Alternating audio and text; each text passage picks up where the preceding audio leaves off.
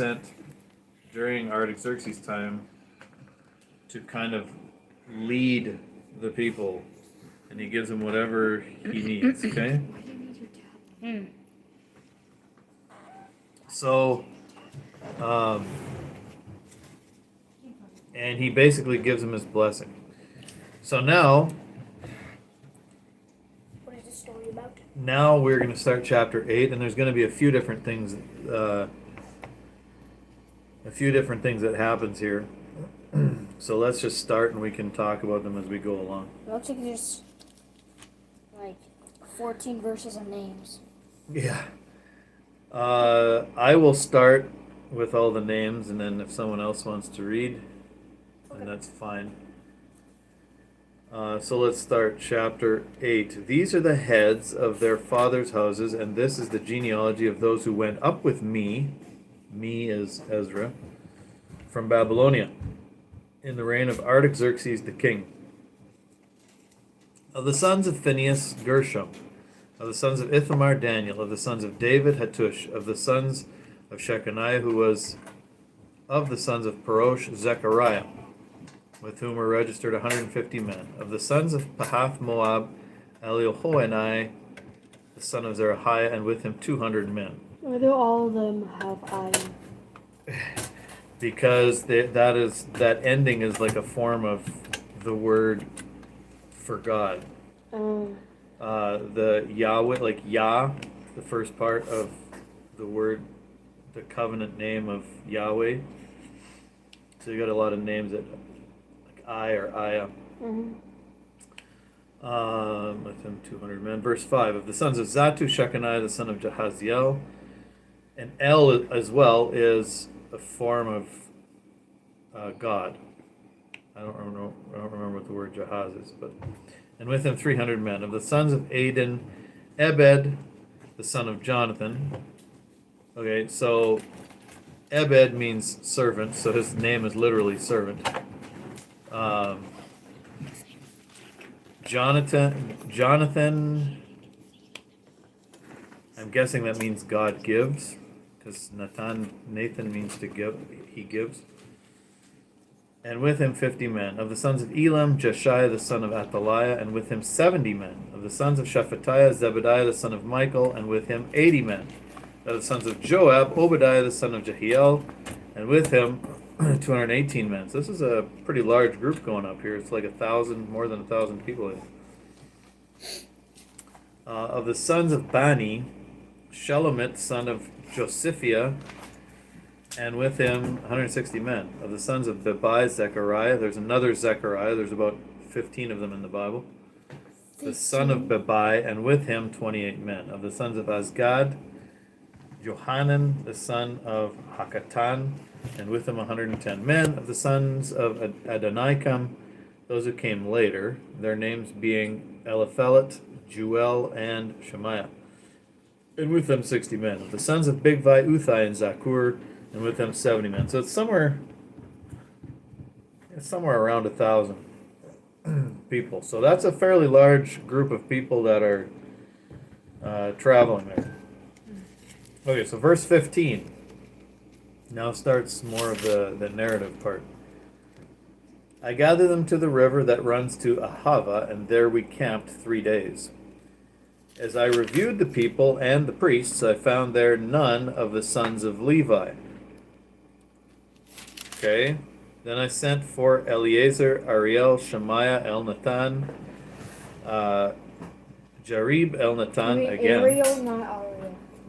Nathan, Zechariah, and Meshullam, leading men, and for Joiarib and Elnathan, who were men of insight, and sent them to Iddo, the leading man at the place Cassiphia, telling them what to say to Iddo and his brothers and the temple servants at the place Cassiphia, namely to send us ministers for the house of our God. So basically he realizes he doesn't have any Levites there, and you need Levites for the temple.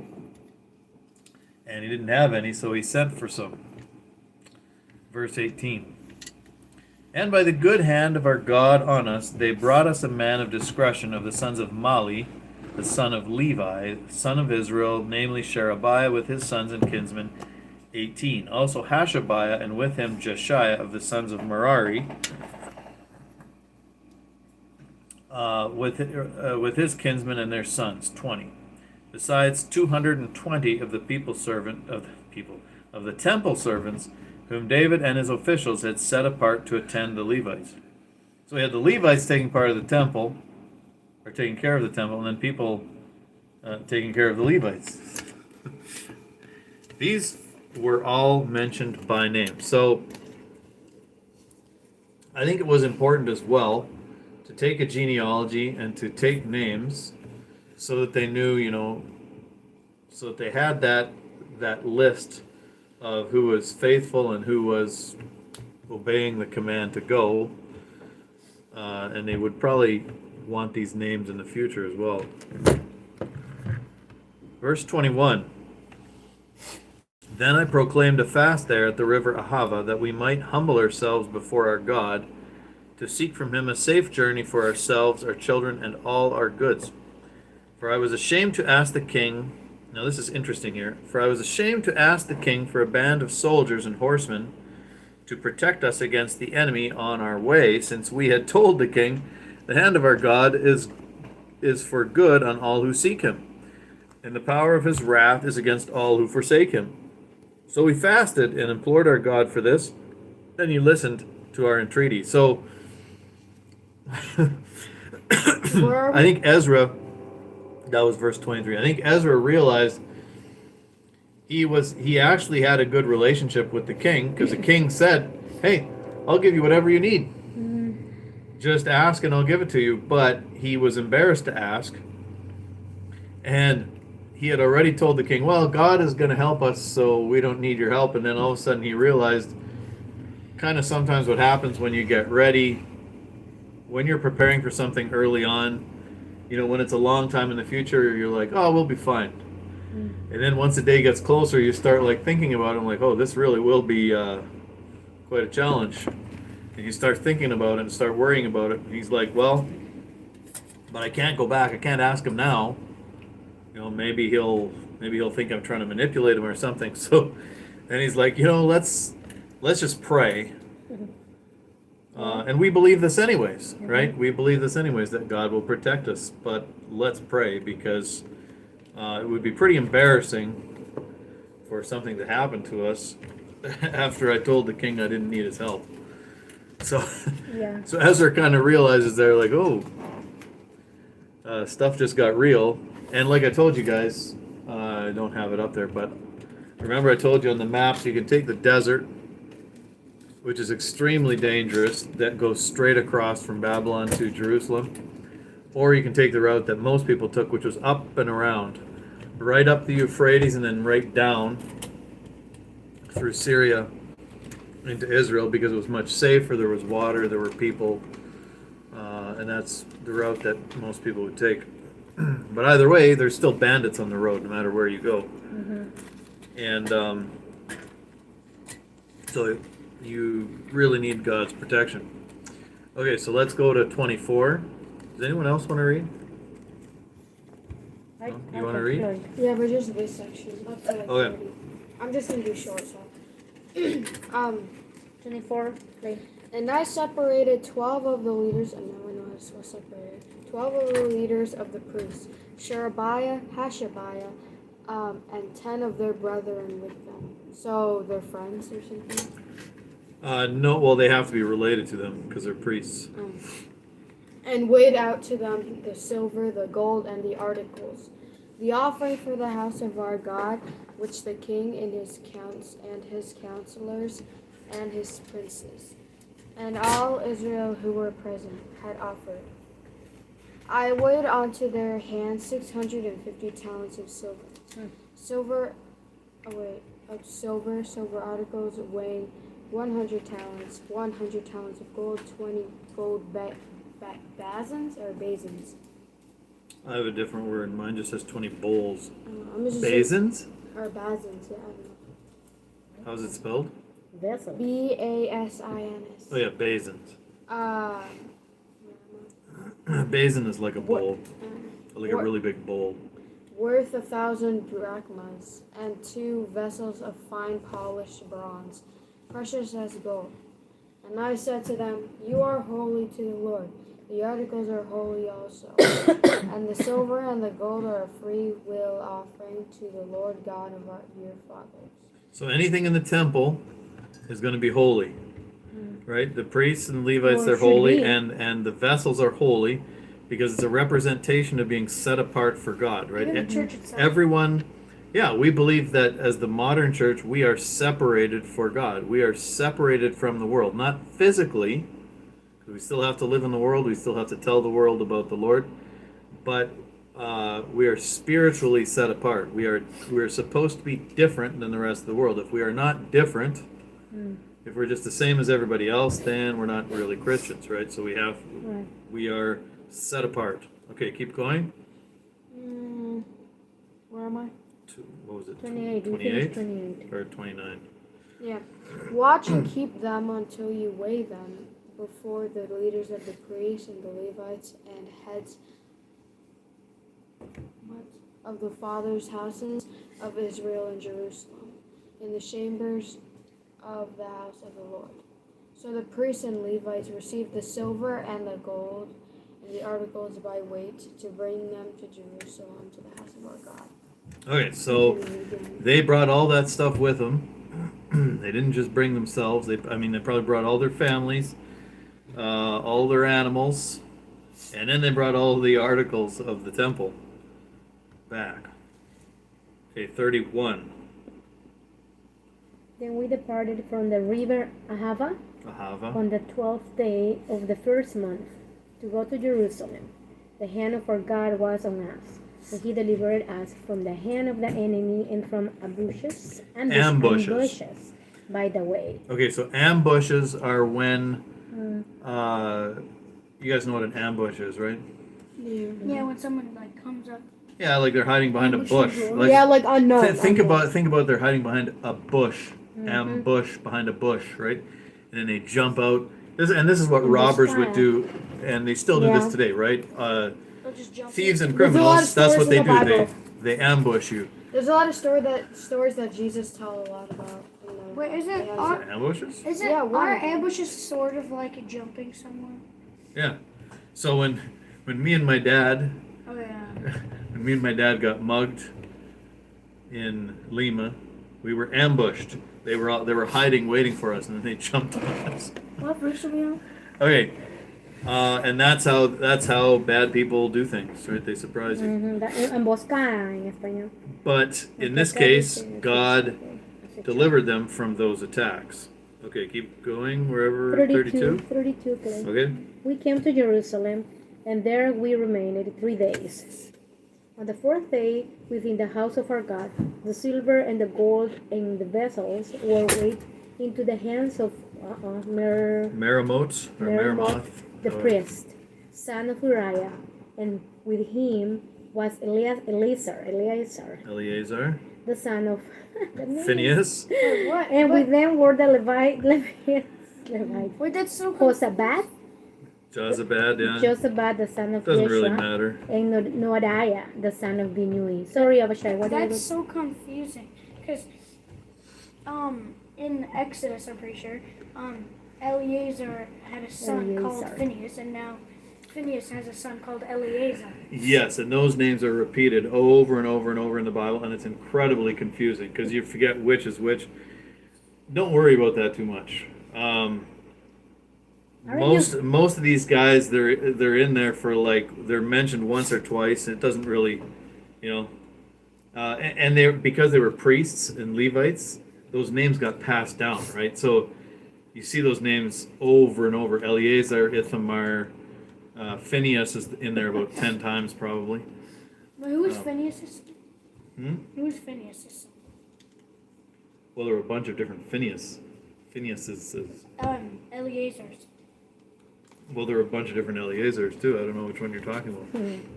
Aren't you happy? Eleazar, the one in Exodus. Oh, the one in Exodus. Well, those were Aaron's sons. I don't remember who their sons were. Wait, so Aaron, Eleazar, Phineas. And verb. I think so. I get so confused with the names. Anyways, Okay. yeah. 34. Yes. So 34. The whole was counted and weighed, and the weight of everything was recorded. At that time, those who had come from captivity, the returned exiles, offered burnt offerings to the God of Israel. 12 bulls for all Israel. Okay. What do you? Whoa, hang on a No. second. What does that? What do you think that means? 12 bulls for all Israel. For each 12 tribe. tribes. Excellent. Excellent for each tribe. Yep. 96 rams, 77 lambs, and as a sin offering, 12 male goats. All this was a burnt offering to the Lord. Okay. 96. What numbers do you multiply together to get 96? 12. 12 and what? Sweating so bad. 12 times 6. 8. No, 12 times. 12 times 8. Right? Yeah, 12 times 8. So probably, because it's a multiple of 12, it probably means that each tribe, probably not every tribe is there, because it was a tribe of Judah that was exiled there, but representing all 12 tribes, probably it was 8 rams each. That's probably what it was. And then 77 lambs. Now this is not a multiple of 12. Why 77? Because 7 is a perfect number. Excellent.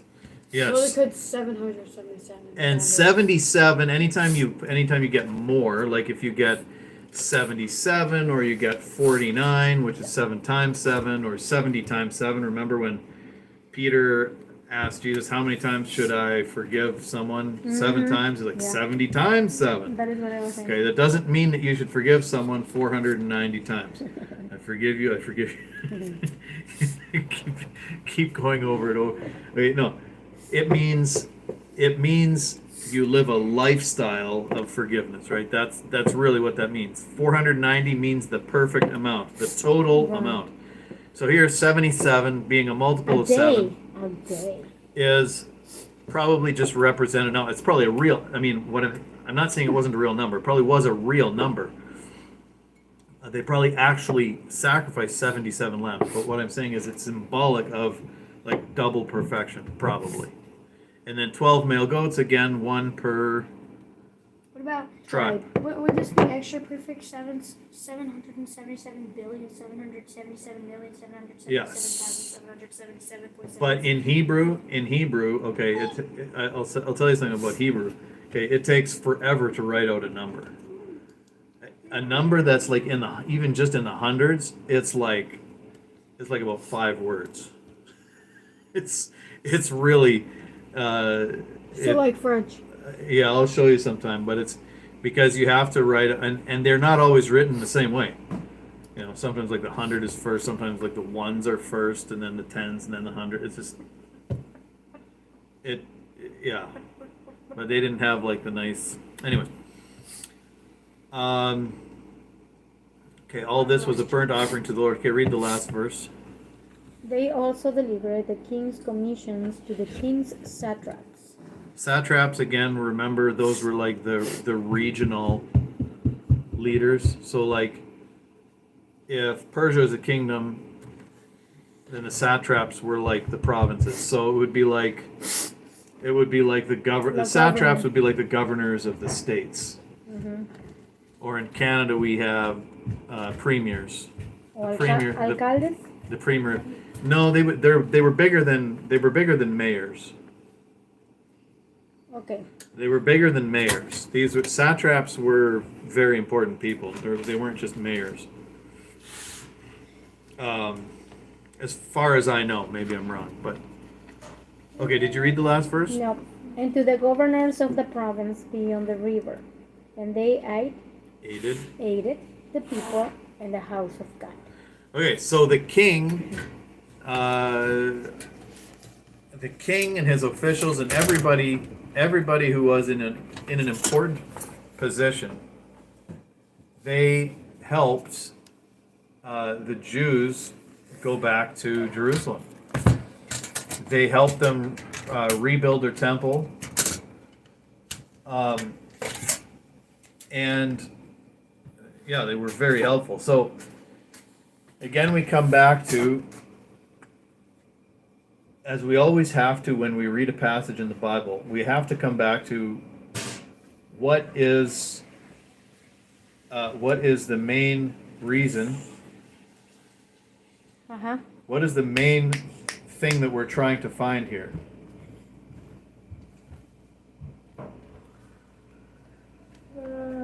What is the main theme of a lot of well, in a way you could say all of these books, but what is the main theme of books like Ezra and Daniel, and you're going to see Nehemiah as well?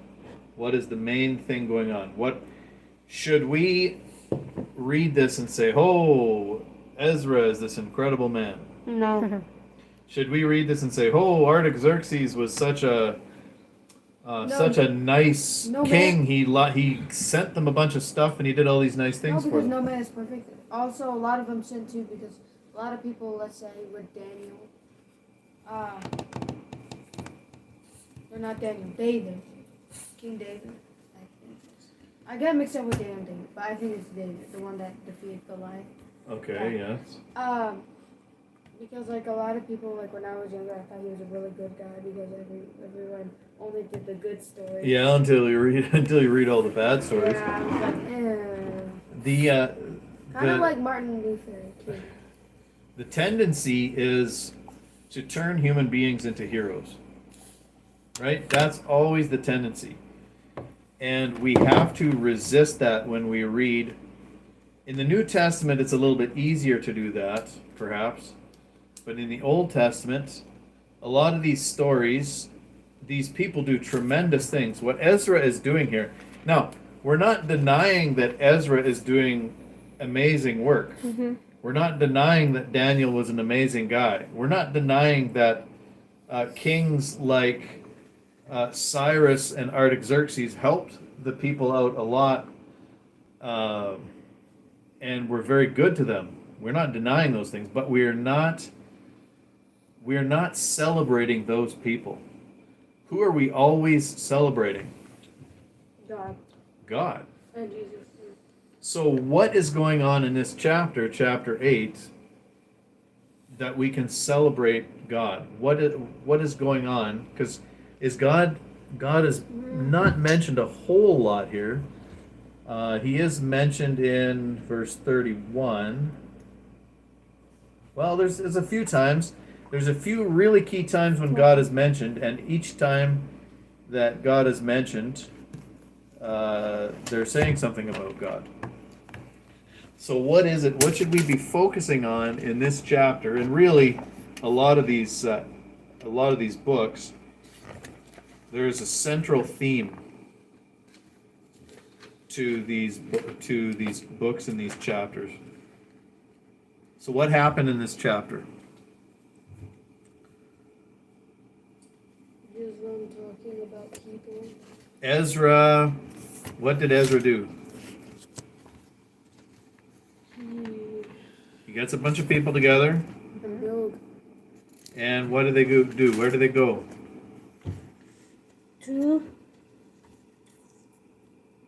Where do they go? How are we supposed to know? Well, Nineveh. we just read it. Nineveh. Nineveh. What? No. They go back to Jerusalem. That is what I'm saying. I'm trying to. I thought you'd think I about think it. we're was falling. We're falling I was asleep. This is trying why to- we should do this earlier. I was trying to And I'm tell you sweating guys really because bad. I feel Daddy like doesn't like fainting. when I respond all the I time. feel like fainting. Okay, I feel like okay. fainting. No. I'm good. He took all these people, including a bunch of Levites, and they went back to Jerusalem. Mm-hmm. Right? They weren't the first group to go back. They were. We don't know if they were the second or third or what group they were. It was because there were always groups going back. And he brought about 1,000-ish people with him. And listen to a few of these key verses so you guys will know the theme. Okay, listen to what it says in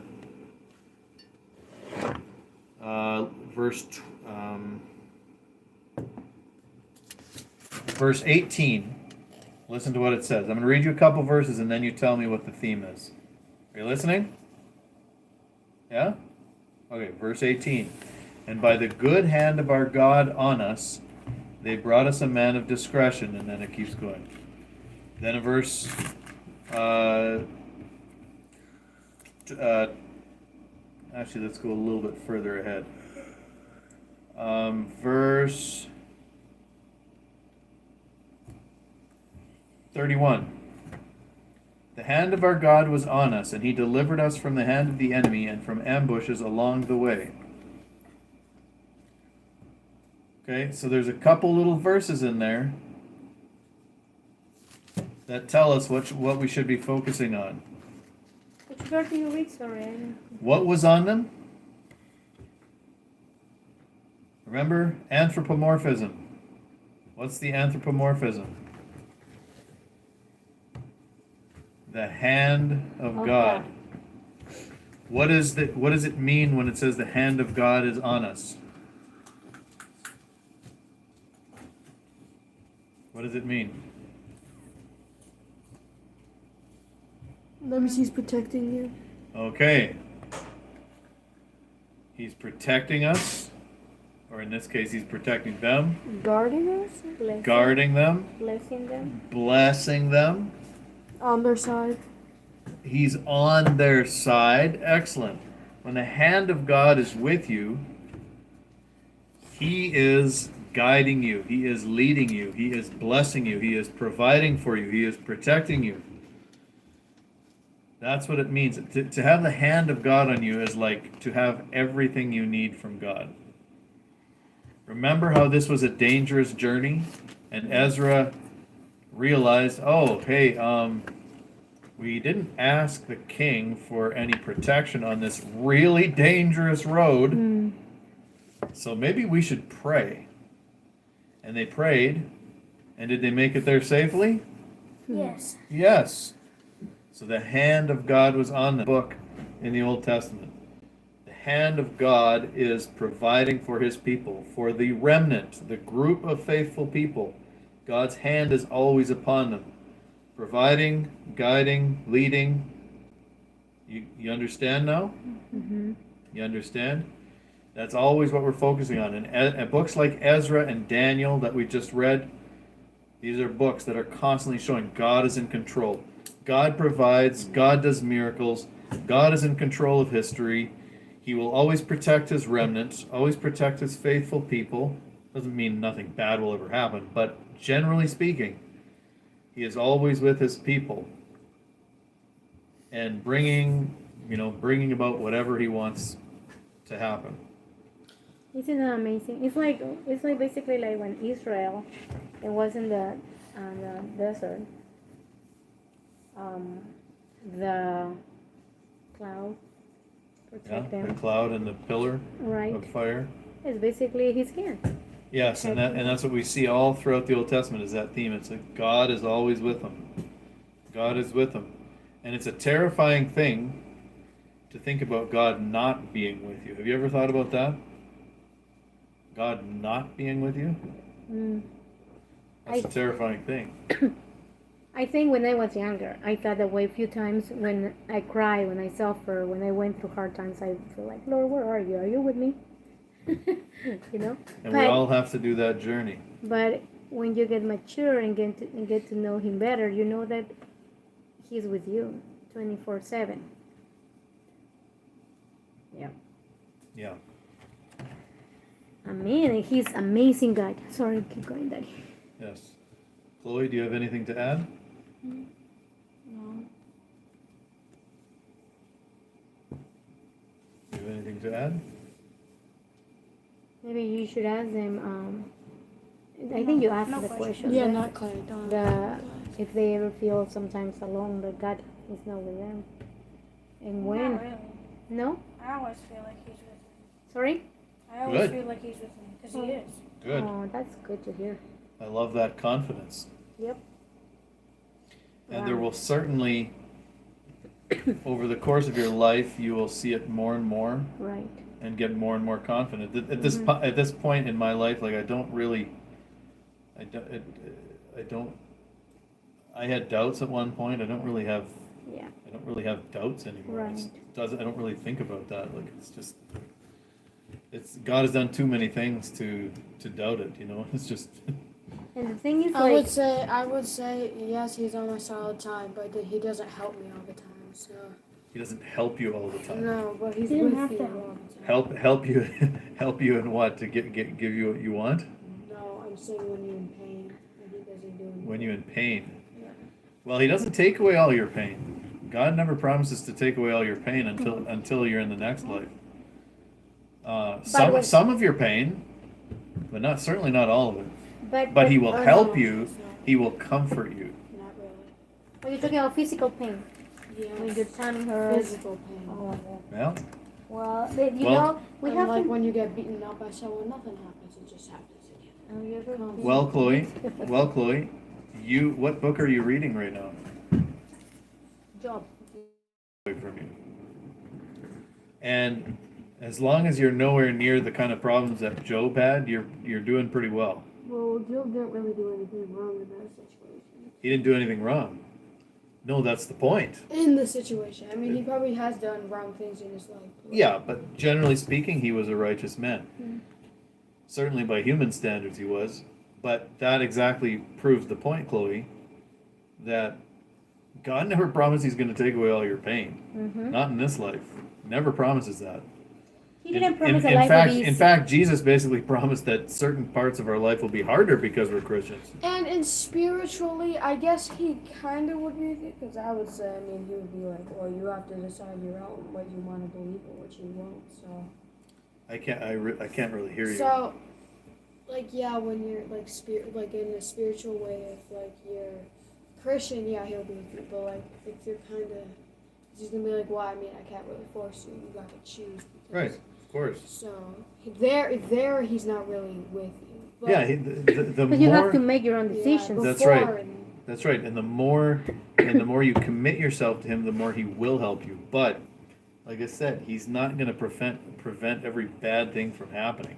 Right. It's just that's not how it works. Well, it's No, like a, usually because like no one comforts. It's let's like say a- me for an example, but like, anyways, it's like your mom and or dad. You know, when you're little, what do? We are with you 24/7, hugging you, kissing you. Ay, cuidado, be careful. You know, but older you are, more mature, we give you more freedom, and we trust in you, and you know, and so we give you more freedom, and through pain, through the decisions that you make, you grow. Yeah. And then God is the same, you know. And I've already told you guys that some of the painful things we go through, they're actually good for us for later, because it helps us to deal with things later. If you go through too long a period in life without anything bad happening to you, then you often don't know how to deal with it.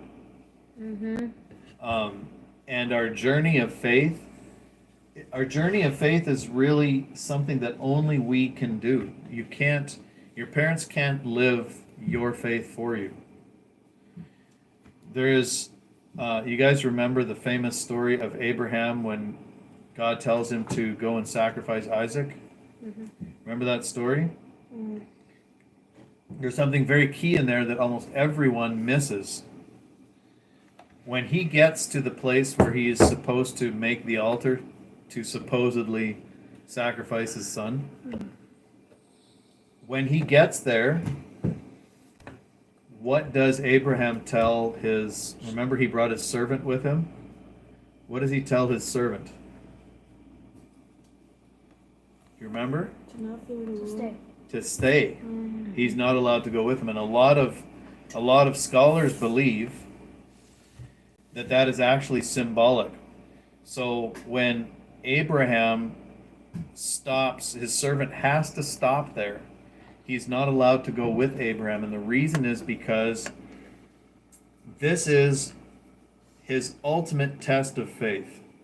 Abraham's ultimate test of faith that God is putting him on. This is his last test, because God puts him, he has a number of tests throughout his life, but this is his last test. And it's his ultimate and final test. And that last journey, you notice his servant has to stay back. The reason is because it's a symbol that in the final test of his faith, he has to do it alone. He can't rely on anyone else, no other human. He has to do it alone. So our journey of faith, people can help you. We can pray for you, we can help you, we can encourage you. Obviously, your parents are going to do that. But in the end, you have to make that final journey yourself. It's your decision. It's no one Right. else's. And so a lot of scholars believe that that passage, it's showing this symbolism that when a person has to make that most important decision of faith of their life, they have to do it themselves. They can't use someone else's faith to do it. They have to do it themselves, which is very powerful. Yep. Now, like I said, you can be helped, you can be encouraged and everything, but ultimately you have to make the decision. Well, I always think, and for what I saw in my life, is like it's easy to say, "Oh, I wish God tell me what to do," like But what happened is many people. I mean, if God, if He does that, if we made a mistake, we will blame God. And a lot of people like to blame God, like, "Oh, but He told me to do," So, no, He's so good that He allow you to make your own choices, your own decisions, and your own mistakes.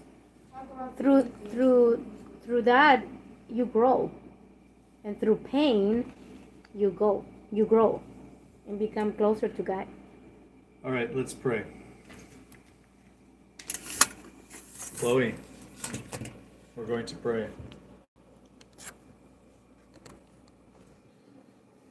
All right, you ready? Yep. Please, yes. I'm just tired. Let's pray. Lord Jesus, we thank you for your goodness and your blessings to us. We thank you that you are